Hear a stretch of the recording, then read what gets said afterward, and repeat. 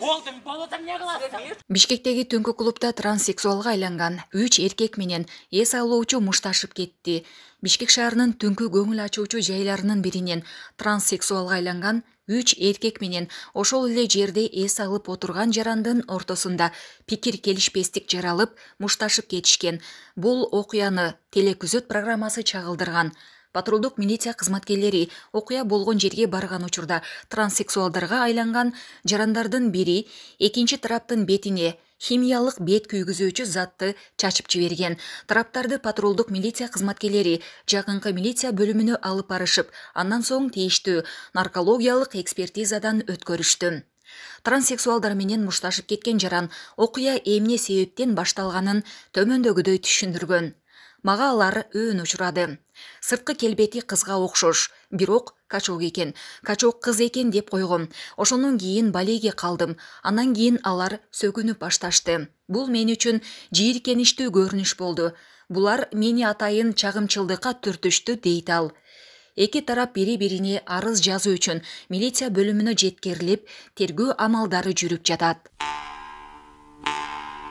Жогорку кеңештин жыйынында депутат Мирлан Чороев башкы прокурор Курманкул Золушов менен жолугуп, түшүнбөстүктөрдү жокко чыгарганын айтты. Башкы прокурор Курманкул Золушов да бул окуя боюнча өз пикирин билдирди.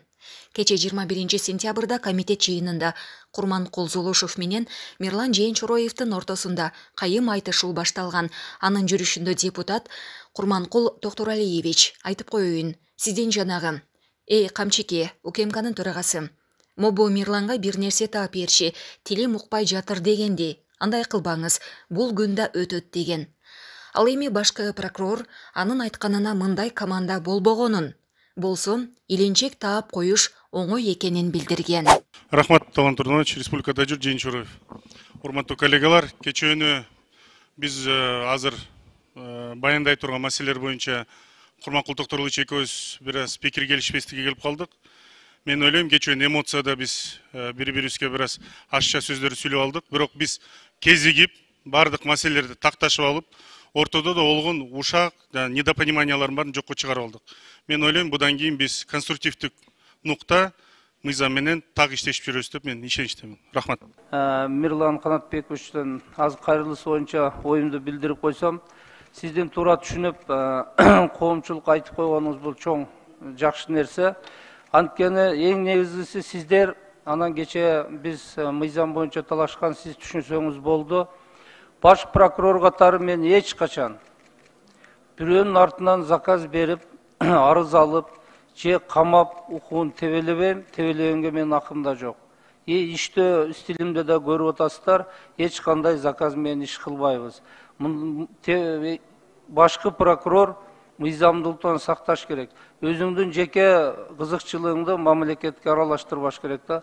Ошондуктан бул мен өзүм баш прокурор катары милдетимди так аткарам деп ойлойм. Рахмат.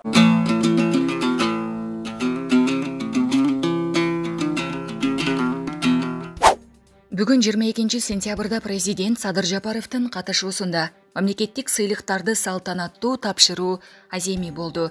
Иш-чаранын катышуучуларынын алдында сүйлөп жатып, президент быйыл Кыргызстан эгемендигин жарыялагандыгынын 30 жылдыгын тосуп жатканын, ал үчүн бул чоң сыймык, ошону менен бирге чоң жоопкерчилик экенин белгиледи.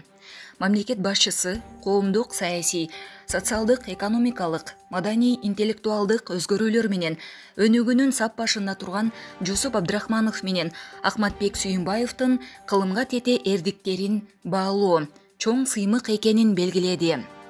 Ошондой эле президент коронавирус инфекциясына каршы күрөшүүдө алдыңкы катарда болуп, күн-түн дебей бейтаптарды ажалдан арачалап калган медицина кызматкерлеринин кесипкөйлүгүн жогору баалады. Аны менен бирге мамлекет башчысы салтанаттуу иш-чарадагы өлкөнүн социалдык, экономикалык, интеллектуалдык дараметин өнүктүрүүгө, илим-билим тармагына олуттуу салым кошкон, кесиптик ишиндеги зор жетишкендиктери менен айырмаланган мекендештерибизди белгиледи. Бул инсандар айыл чарбасында, жол тармагында, спорт мектептеринде, жеке ишкерликте талбай иштеп, таман акы, маңдай тери менен ак кызмат кылып келе жатышат. Ошону менен катар Садыр Жапаров мекендештерибиздин адам укуктары жана эркиндиктери жаатындагы жетишкендиктерин белгиледи. Президенттин айтымында алардын тынымсыз иш аракеттеринин аркасында Кыргызстан укук коргоо жаатындагы ишмердиги менен бир топ мамлекеттерден айырмаланып турат. Ал мамлекетке жумушчу орундарын түзүүдө жардам берген ишкерлердин айыл чарба, өнөр жай, туризм тармактарында иш алып барган жарандарыбызды өзгөчө белгиледи. Анын айтымында ишкерлер дагы аймактардын өнүгүүсүнө салмактуу салым кошууда. Министрлер кабинетинин төрагасы Улукбек Марипов Сауд Аравиянын Кыргыз өлкөсүндөгү элчиси Ибрахим Аль-Радини кабыл алды. Улукбек Марипов белгилегендей, Кыргыз өлкөсү Сауд Аравия менен келечекте ырааттуу кызматташтыкты өнүктүрүүгө артыкчылыктуу маани берет. Ошондой эле өлкө башчы Садыр Жапаровдун Сауд Аравияга расмий сапарына карата даярдыктар тууралуу маалымат берди деп жазылат билдирүүдө.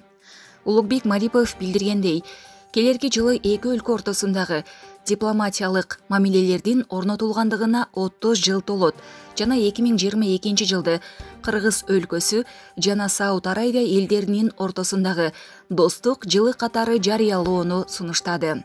Анын алкагында экономикалык жана маданий гуманитардык тармактарда ар кыл иш-чараларды өткөрүү мүмкүнчүлүгү түзүлөт. Элчи Ибрахим Аль-Ради министрлер кабинетинин башчысынын демилгесин колдоого алды. Жолугушуунун жүрүшүндө тараптар соода-экономикалык жана маданий гуманитардык тармактардагы эки тараптуу кызматташтыкты өнүктүрүү маселесин талкуулады. Кореяда иштеген кыргызстандыктар Баткенге эки тез жардам унаасын белек кылды. Түштүк Кореянын Инчхон шаарында жашаган кыргызстандыктар Баткен облусуна эки тез жардам унаасын белек кылды. 25 эмгек мигрантынын демилгеси менен кыргызстандык жаштардын тобу Баткен облусуна эки тез жардам унаасын жана балдар үчүн оюнчуктарды жөнөтүшкөн. Тез жардам унаасы бардык керектүү жабдыктар менен жабдылган. Биз Баткен шаарына келип жеттик. Түштүк Кореядан Инчхон шаарына жөнөткөн жердештерибиздин аманаттары, эки тез жардам жана бир чоң навыл грузовой машинада 8 тонналык ушул балдарга кийим кечеден баштап ойной турган майда чүйдөсүнө чейин алып келинди. Азыр эми bundan дагы дальше Лейлик тарапка жөнөп кетебиз. Күбөлүк көрсөтүп, дарыканадан 5000 сом талап кылган. Ысык көл облусунда УКМКнын жалган кызматкери кармалды. Бул тууралуу облустук ички иштер башкармалыгынын басма сөз кызматы билдирди. Билдирүүгө ылайык 20 сентябрда Ысык көл облустук криминалдык милициясына Чолпон Ата шаарындагы дарыканалардын биринде өзүн УКМКнын кызматкеримин деп күбөлүгүн көрсөтүп 5000 сом талап кылып жаткандыгы боюнча билдирүү түшкөн. Тергөө жана ыкчам иш-чаралардын жүрүшүндө анын УКМКнын жалган кызматкери экени аныкталды. Ал Чүй облусунун тургуну 34 жаштагы жаран болуп чыкты деп билдиришти облустук милициядан. Кармалган жаран Ысык көл облусунун ички иштер башкармалыгынын убактылуу кармоочу жайына киргизилген. Баткендеги чек арада кыргыз жана өзбек делегациялары жолугушту. Кече 21 сентябрь күнү Баткен районунун Бозадыр айылында чек ара аймагында Баткен районунун акими Учкунбек Жоробаев баш болгон көч түзүмдөрүнүн өкүлдөрү тиешелүү жетекчилер менен Өзбекстандын Сох районунун акими Саид Мусаев жетектеген делегация менен расмий эмес жолугуш өттү. Бул тууралуу акимчиликтен билдиришти.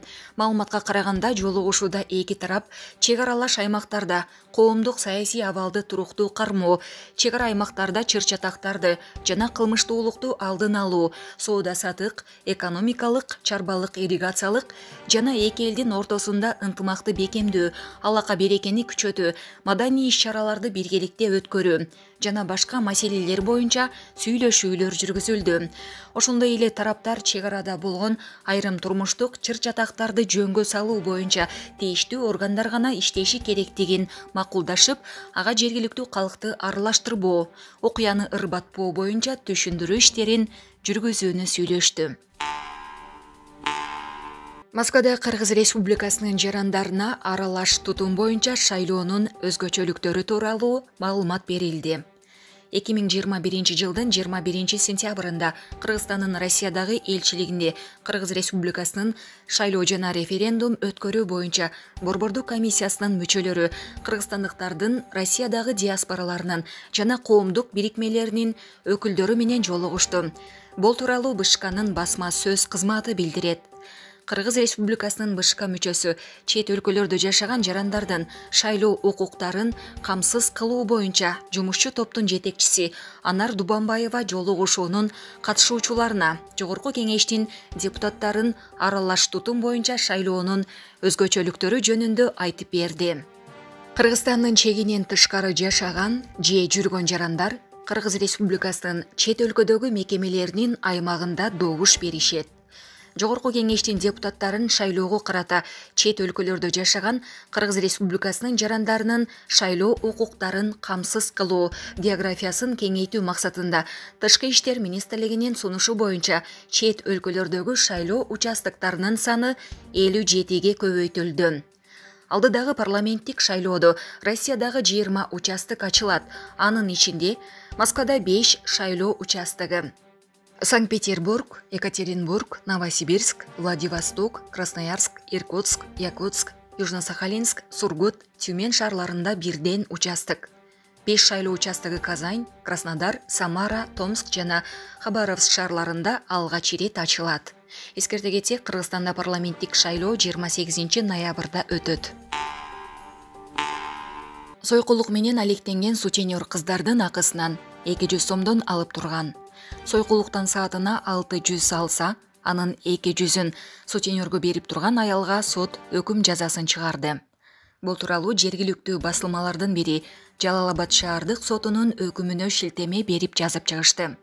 Маалыматта буга чейин Жалал-Абад шаарында сойкулук менен алектенип, аны бизнеске айлантып алган аял кармалган. Кыздардын үстүнөн акча тапкан жаран аял. Сурак учурунда ал аталган жайды ижарага алып, 3 кызды сойкулукка иштетип келген. Мындай кадамга ал жаш курагы өтүп калгандыгына байланыштуу оор жумуш кыла албай турганын айтып, кыздарды багуу үчүн ушул ишке барганын мойнуна алган. Ал эми бул окуяга күбө болгон аял ошол саунада тазалоочу болуп иштеп келген. Ал жактагы кыздарды укалоо менен алектенет деп ойлогонун билдирген. Буга чейин да түнү эркектер келип, эс алып, укалоо алып кетип жүргөн деген ойдо жүргөнүн билдирген. Сойкулук менен алектенген кыздардын бири бул саунага 2021 жылдын январь айынан баштап иштеп келгенин, кызмат акысы 50 сомдон 800 сомго чейин төлөнүп келгенин ачыктады. Ал эми кармалар күнү ага келген жигит 600 сомго сүйлөшүп, башка бөлмөгө киргенде милиция кызматкерлери кирип келгенин айтат. Ошондой эле ал бөлмөдөн 3 куту презерватив, кара түстүү кол сумка, жазылган дептерлер жана 10 даана презерватив табылган. Экинчи кыз болсо сурак учурунда 2021 жылдын февраль айынан бери иштеп келгенин айтып, табылган кара түстүү кол сумка менен анын ичиндеги 11350 сом ага тиешелүү экенин билдирген. Кыздарды ыплас иш менен камсыз кылып келген сутенер аял жаза кодексинин 167 беренесинин 1 бөлүмү менен күнөөлүү деп табылып, 1 категорияда 2 жылга эркиндигинен ажыратылды.